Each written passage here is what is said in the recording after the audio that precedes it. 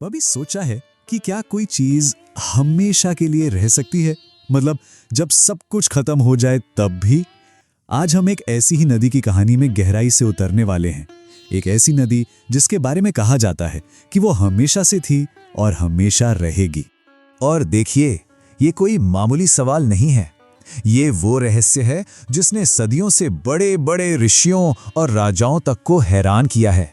जरा सोचिए, जब सूरज, चांद, तारे, अरे यहां तक कि पूरा का पूरा ब्रह्मांड ही खत्म हो जाता है, तो भला एक नदी कैसे बहती रह सकती है? इस पहेली की गहराई को महाभारत के महान राजा युधिष्ठिर ने समझा था। उन्होंने अमर ऋषि मार्कंडेय से पूछा था। उन्होंने कहा, 7 कल्प बीत गए, फिर भी नर्मदा का नाश नहीं हुआ। 7 कल्प, इसका मतलब है 7 बार ब्रह्मांड का अंत, और ये नदी, ये अब भी बह रही है। तो चलिए जरा कल्पना करते हैं। हिमालय की ऊंची चोटियों के बीच एक शांत सी सभा, एक ऐसी जगह जहां लगता है मानो समय खुद ठहर गया हो। बस यहीं पर राजा युधिष्ठिर ने अमर ऋषि मार्कंडेय के सामने ये सवाल रखा था। युधिष्ठिर की इसी जिज्ञासा ने एक ऐसी कहानी को जन्म दिया जो हमें समय की शुरुआत तक ले जाती है, और यहीं से हमारी भी खोज शुरू होती है, उस रहस्य को सुलझाने की जिसका जवाब एक बहुत ही पुरानी कहानी में छिपा है।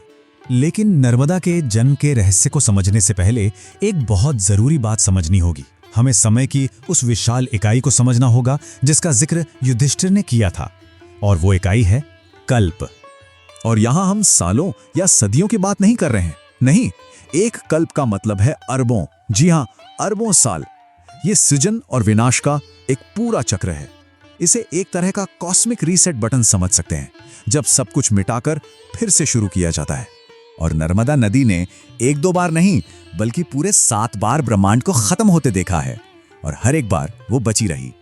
जरा सोचकर देखिए कि उस प्रलय के दौरान होता क्या होगा।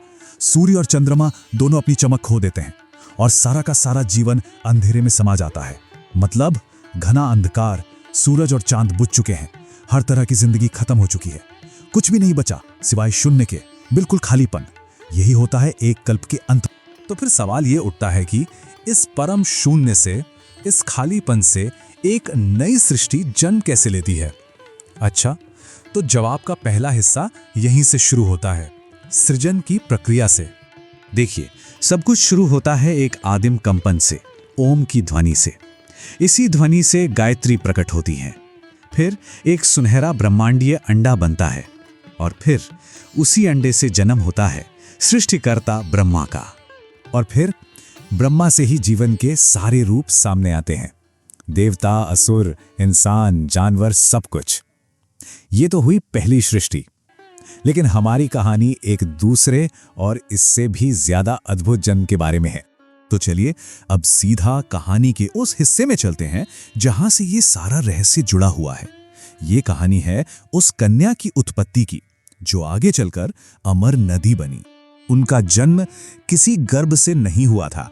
वो भगवान रुद्र और उमा की दिव्य क्रीड़ा और उनके आनंद से जन्मी थी। कहते हैं कि वो उनके दिव्य पसीने की एक बूंद से प्रकट हुई थी। कितना अद्भुत है ये! और उनका सौंदर्य, ओहो, ऐसा सौंदर्य जिसकी कोई तुलना ही नहीं थी। कमल की पंखुड़ियों जैसी उनकी आंखें, बादलों के बीच चमकती बिजली जैसा उनका शरीर। उनके तेज ने तो तीनों लोकों को चकाचौंध कर दिया था। देवता और असुर दोनों के दोनों बस उन्हें देखते ही रह गए। उनके जन्म के साथ ही ना एक ब्रह्मांडीय दौड़ सी शुरू हो गई, एक ऐसी लीला जो एक बहुत ही महत्वपूर्ण मोड़ पर जाकर खत्म हुई, और वहीं उन्हें उनका नाम मिला। हुआ ये कि जैसे ही देवता और असुर उन्हें पाने के लिए आगे बढ़े, उन्होंने एक मायावी खेल शुरू कर दिया। वो एक पल में यहां गायब हो जाती, तो अगले ही पल हजारों योजन दूर प्रकट होती। और ये दिव्य लीला, ये कोई 1-2 दिन नहीं, पूरे 1000 दिव्य वर्षों तक चलती रही। और जब ये लीला खत्म हुई, तब महादेव ने उनसे कहा, चूंकि तुमने अपनी दिव्य लीला से सबको आनंदित किया है, तुम्हारा नाम होगा नर्मदा, यानी आनंद देने वाली। और बस यहीं उन्हें अपना नाम और अपना उद्देश्य मिला। और इसी नाम के साथ ये कहानी अपने अंतिम पड़ाव पर पहुंचती है। एक ऐसा पड़ाव जो इस पौराणिक कथा को उस नदी से जोड़ता है जिसे आज हम सब जानते हैं। और ये कनेक्शन वाकई कमाल का है, सोचिए, एक तरफ है वो दिव्य कन्या जो शिव की लीला से जन्मी, जो शाश्वत है, जो कभी खत्म नहीं होती और जो आनंद देने वाली है। और फिर दूसरी तरफ है ये पवित्र नदी जो पवित्र पर्वत से उतरती है, हमेशा सागर की ओर बहती रहती है और जिसे पापों का नाश करने वाली माना जाता है। तो मतलब इस कहानी का सबसे जरूरी पहलू क्या है? यही कि ये नदी सिर्फ पानी का एक बहाव नहीं है, नहीं, ये उस दिव्य कहानी का एक जीता जागता स्वरूप है। वो हमें प्रकृति में बसी दिव्यता की याद दिलाती है कि कुछ चीजें वाकई सृजन और विनाश के इस चक्र से परे होती हैं। वो एक स्मृति है, करुणा है और वो दिव्य लीला है जो हमेशा के लिए अमर हो गई है। और ये पूरी कहानी हमें एक सवाल पर लाकर छोड़ देती है।